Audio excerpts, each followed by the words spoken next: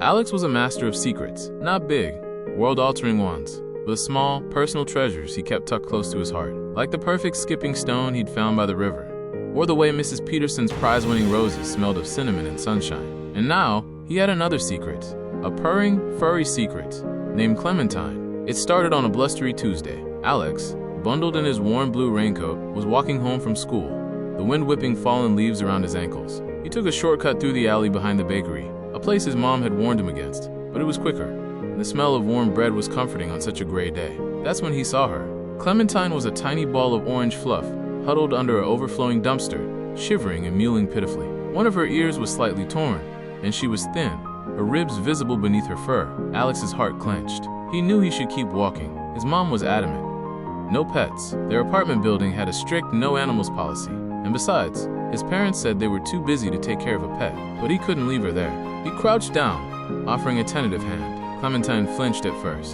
Then, lured by the warmth of his hand, cautiously rubbed against his fingers. Her purr was a tiny rumble, a fragile vibration against his palm. He scooped her up gently, tucking her inside his raincoat.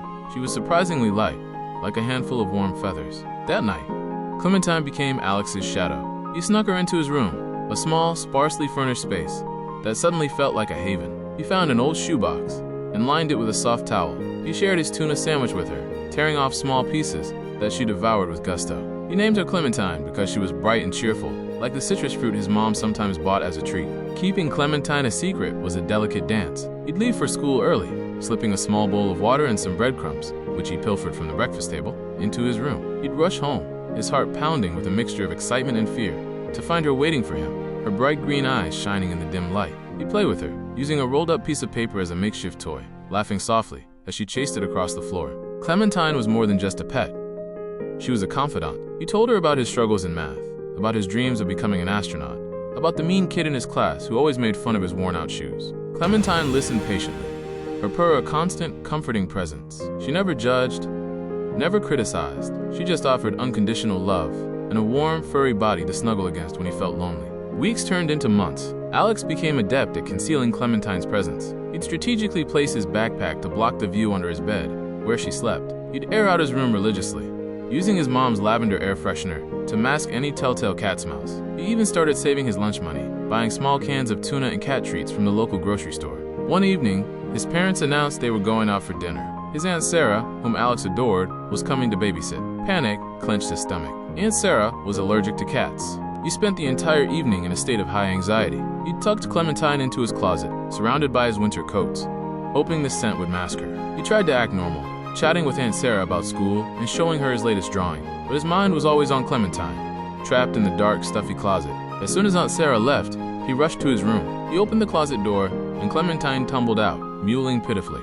She was hot and thirsty, and her fur was matted. Alex felt a wave of guilt wash over him. He had been so worried about his parents finding out, he had almost forgotten about Clementine's well-being. That night, he made a decision. He couldn't keep Clementine a secret any longer. It wasn't fair to her, and it wasn't fair to himself. He knew his parents might be angry, but he had to tell them the truth. The next morning, he sat at the kitchen table, Clementine nestled in his lap. He waited for his parents to finish their breakfast. He took a deep breath and began to speak, his voice trembling slightly. He told them everything, about finding Clementine in the alley, about how much she meant to him, about how he had kept her a secret. He braced himself for their reaction. He expected anger, disappointment, maybe even tears, but what he didn't expect was the look of understanding in his mother's eyes. She looked at Clementine, then at Alex, and a soft smile touched her lips. "She's beautiful, Alex," she said. His father, after a moment of stunned silence, chuckled. "Well," he said, "I guess we have a new member of the family."